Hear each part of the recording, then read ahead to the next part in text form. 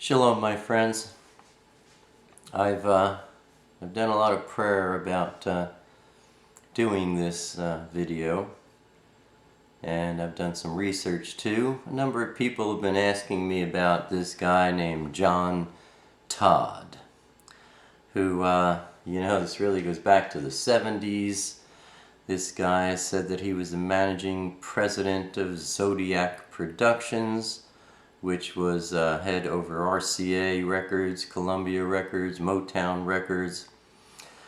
And, he talks about how he spoke with David Crosby of Crosby, Stills, Nash and Young, where Crosby, told him that the masters, which master recording is when an artist cuts a new album and they finish everything, and they take the whole project and they tweak it up and they clean it up, and they make it the best they can for the final production run of what used to be records, today CDs. They're called masters, and Crosby says, yeah, they still take the masters to the temple room to conjure up demons, to go out with each one of the records and everything. And they say that all the major record companies have these temple rooms and so on and so forth. And like I said, a number of people have been asking me to give my opinion about all this, knowing that I've been in the industry. So, like I said, I did some prayer and also some research on this John Todd. And so I do have something to share with you about how I look at all these things. First of all, John Todd, I have a link in the more info section below the video here to this video where John Todd makes all these claims. Then below that, in the more info section below the video here, you'll see another link. This is more background information about John Todd. It seems to me that John Todd had a rough time of it all. He was in prison. He was up for rape charges. He was in a mental hospital. And, I don't know the details about him being mentally unstable or raping, things like that. I'm not interested in judging him. Those could be false accusations. Maybe he was in the mental hospital because they gave him drugs. Who knows? But, I'm not sure, about all his claims. And I don't know about, David Crosby. Who knows?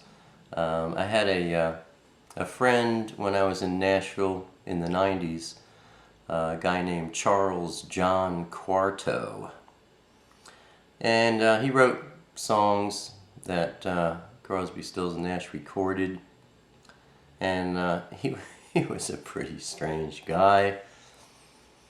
I went over his house one day, and the living room was all cleared out. He had a rug on the floor. His guitar was laying in the middle of the floor, and he had crystals all around the guitar, and there was crystals and things along the neck of the guitar and on top of the guitar body. And I walked in, I looked at it, and I says, what are you doing, man?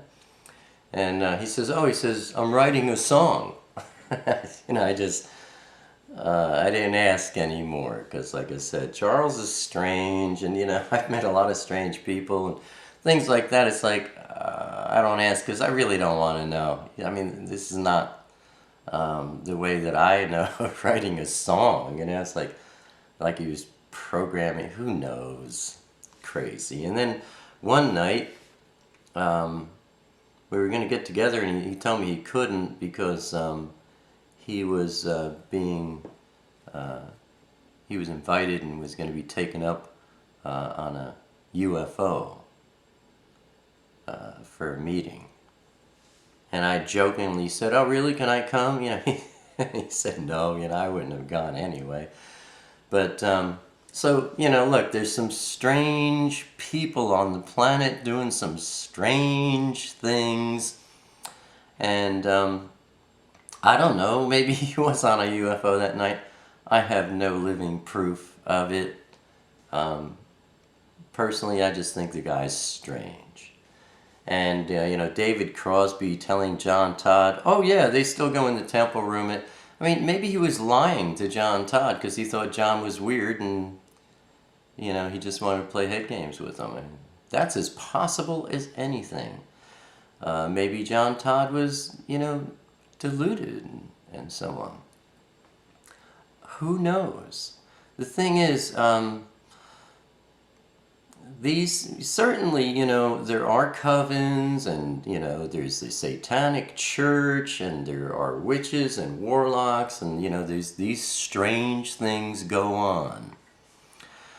However, to say that the entire record industry, music industry, is being run by Satan, and that no CDs or records go out into the world without demonic attachments and being taken into a temple room to conjure up demons to go along with them and all that stuff. I'm sure there are instances of that going on, but that's not the case with Elton John or Bob Dylan or all the major artists in the world. The thing that I don't like about these conspiracy theory kind of things is that why get caught up in chasing such a thing? Why would you spend your time, hours, if you're on the internet, you can spend hours, I don't have to tell you, searching down, Elton John's into witchcraft. What about Stevie Nicks? She's a witch. Spend all your time searching these things out. You're inviting demonic strongholds into your life by seeking things of darkness. That is what I don't like, and that's what I caution you about. Don't go there. It's got nothing to do with your life. As far as listening, should I listen to this music? What is it? Listen to it. If you can't determine the difference between darkness and light, then, something's wrong with you. It's pretty easy to determine any song, whether or not it lifts you up or it makes you feel dark. And if you have the indwelling Holy Spirit, Ruach Kodesh, you're going to be turned off by anything satanic. You're not going to like it. You're not going to want to be around it. It's going to make you uncomfortable. That's all you need to know. And if you're listening to something that makes you feel that way, break it up into pieces and throw it in the garbage. Don't let anybody have it. Now, I mentioned in my last video a guy by the name of Bill Aucoin, A-U-C-O-I-N. Bill Aucoin was the creator of KISS. He managed them and handled everything about their career for the first 12 years of their career. I knew Bill very well. Bill has passed away. And 1993 through 1996, about 3 years, we spent a lot of time together He was real excited about my artistry and what I was doing. That's all represented on my Busy Being Born CD. And I spent a lot of time with Bill. I know him well. Bill was not a perfect man. Who is? He didn't know the word. But I never sensed any darkness about him. And I am very sensitive to the presence of demons anywhere. I recognize them immediately. And I think they recognize me too. And I never sensed any demonic, strong demonic strongholds on Bill Aucoin. And, the whole thing about Kiss, it's very carnival, circus thing, prior to Kiss, Bill was in the television industry, producing television shows, and, he had a flair for that kind of thing, he came up with more of a product, really. And, these guys with the paint on their faces and all that stuff. And, what's his name? I have a mental block on the lead singer's name. The guy has a snake for a tongue. Wild Arab. Gene Simmons. The guy's, he's a strange guy. But I don't believe he worships Satan. And I don't believe that he attends covens or goes to temples or anything like that. I think it's just a matter of money. And I'll get around to that too. But so much, Kiss, Bill Aucoin. Bill also managed Billy Idol, and Billy Idol's, a lot of his stuff is very dark too, a lot of it's kind of sickening. But as a person and as an artist, I don't think he worships Satan. Now, when I was in Nashville, I looked into the Christian music industry for the first time. Not for myself, but just because I was in Nashville and it was, big Christian music industry there and easily accessible. And I spent some time with some the record company executives there, and I thought the Christian music industry was full of more darkness than the secular industry. And I've known the music industry on a secular level since I was, like 18 years old. And when I was in Nashville in the 90s, I was in my 30s. I had a lot of experience. And, my publisher was on the tour bus with Amy Grant, big Christian artist. And he doesn't like drugs. He never did drugs. But everyone on the bus, including Amy Grant, they were all doing cocaine and then going to do a Christian concert. So, and I don't know, I've said this before many times, most Christian music turns me off. It irritates me. I can get angry about some of it just because it's, I can sense the insincerity in worshiping my beloved master. So, just you don't judge a book by its cover. Christian music is just as dark as the secular world. It's mostly got to do with money, more than like these pacts and these agreements being made with Satan himself so that they can be famous in the world. And that's why they're still famous, because of Satan. Those are wild accusations, and generally I think they're not true. There are cases, yes, but generally, no. Now, for example, in the video where John Todd is talking, which I have linked below this video in the more info section, he says, quote unquote, that Elton John said he never wrote or sung a song that wasn't in which language? Witches. I can't, I think that's a lie. An outright lie. And that's partly why I think, this John Todd is deluded. Because I don't know Elton John,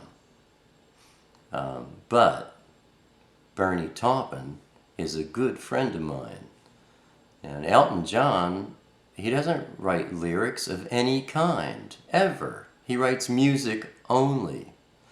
And every Elton John song you've ever heard, for the most part, the lyrics were written by Bernie Taupin. There was a time where they broke up and Elton didn't have any hits. Something, I don't know, can't explain that one. There's something about that partnership.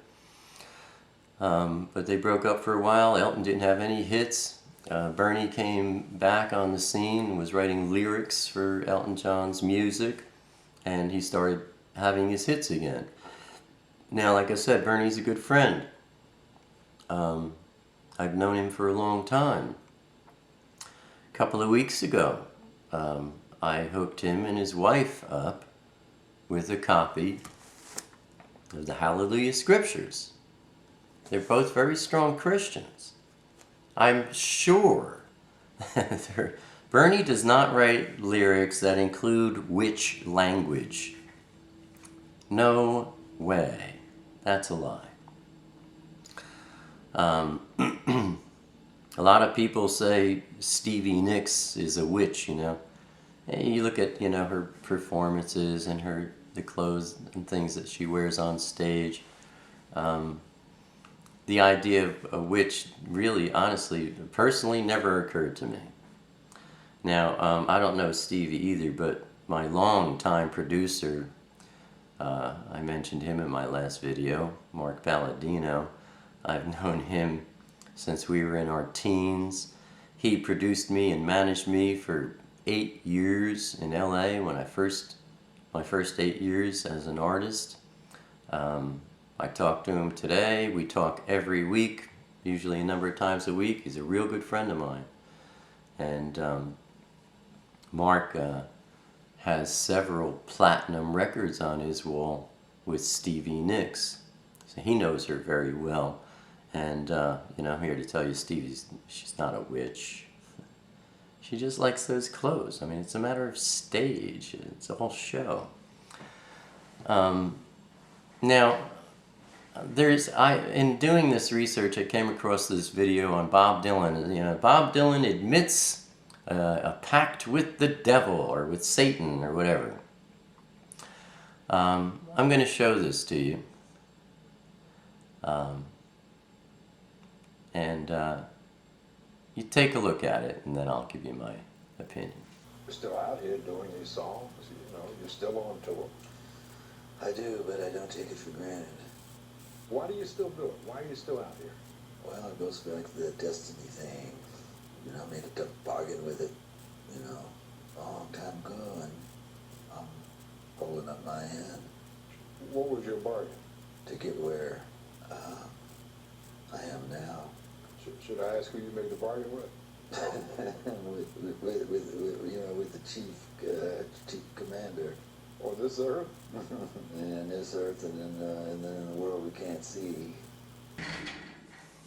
Okay, Dylan, I watched the full interview with 60 Minutes, and, Dylan talks about when he first left home,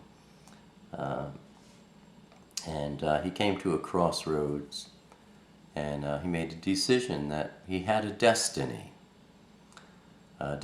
to fulfill. And they asked him what that meant. He said, basically it's just this knowing that you have something to do. And he pursued that. So, in this video, he says, it goes back to that destiny thing. And then he says, I made a bargain with it. It's pretty, if you go back and listen to it again, you'll see it's pretty clear. That's what he said. I made a bargain with it. And he paused for a moment. And people say, oh, it was cut there, and he said, I made a bargain with the devil, or I made a bargain with Satan. They're conjuring things up, and it's a lie. He says, I made a bargain with it, that destiny thing. And then the interviewer says, what was the bargain? He says, well, to get where I am now. In other words, when he was younger, he felt he had a destiny. He made an agreement with himself, I'm going to pursue this. And he says, I made a bargain with it. He says, what's your bargain? He says, well, to get where I am now. Very famous. And then the interviewer says, bargain with who? And Dylan says, well, with the chief commander. I believe, he meant God. And he should have just said, with God. But he said, with the chief commander. And then the guy says, of this world? And Dylan says, well, of this world and of the world that we can't see. So, people are going to bend that out of shape and say, oh, well, the prince of this world is Satan. He's talking about Satan. And, the realm we can't see, that's Satan. You're putting words in his mouth. Those are lies. It's not the truth. I don't hear him saying, I made a deal with Satan. I don't hear him saying the chief commander is Satan. He says the chief commander of this world and of the world we can't see. He could just as easily be talking about Elohim. So why, would anyone say, oh, he's talking about Satan? Whoever says that, they're being a liar. And they'll be held accountable for that. I mean, why would you want to promote thou shalt not bear false witness? It's commandment number 9, if I remember right. And that's bearing false witness. Now, I want you to take a look at another video clip that I grabbed to put here. And it's pretty obvious to me. There's no way that anyone who made a deal with the devil himself would go on stage and say these things. Check it out. I told you the time they were changing and they did. I said the earth was born in the wind and it was. And I said now Jesus is coming back and he is. And this is the only way to salvation. You want to rock and roll, you can go down and rock and roll. You go see Kiss, and you rock and roll all your way down the pit. No matter how much money you got, there's only two kinds of people. There's saved people and there's lost people. There is only one gospel. The Bible says anybody that preaches anything other than the one gospel, let him be accursed. Sometime down the line, you remember you heard it here, that Jesus is Lord. Okay, so, in short, I have never experienced anything in the record industry that has to do with witchcraft or, Satan himself. Now, however, and I said I would get back to this, this is all about the money thing. If you worship this world or if you love the world, you have nothing to do with Elohim. You hate Elohim. You can't love Abba Father and love this world. And I've got a reputation through all the years of my career, good 30 years or more in the music industry, of turning down record deals that, most people wouldn't turn down. And every single time, there's record deals I've taken, small deals with small labels on very personal levels and things that didn't take away my freedom. But I've been offered deals from the larger labels, and I always turn them down probably 3 times throughout the my 30 plus years because I saw darkness, I saw lies, I saw a basket of snakes, I saw people bearing false witness. And like I said, if you have the indwelling Ruach Kodesh, you're repelled against darkness. Anything when there's darkness around, it's repulsive. And there were things like that it was very hard for me to do. You know, I mean, I went out, I was 17 years old. I left New Jersey and went 3,000 miles away from home, and to pursue that destiny that, you know, Dylan talked about. And I made an agreement too that I would pursue that and give it my best, and that Abba Father gave me a gift and I wouldn't return it to him without increasing it as much as I possibly could. So naturally I wanted a record deal, because in order to really go out into the world and have people know who you are, you need a large record company with large money backing you up in order to do the promotion.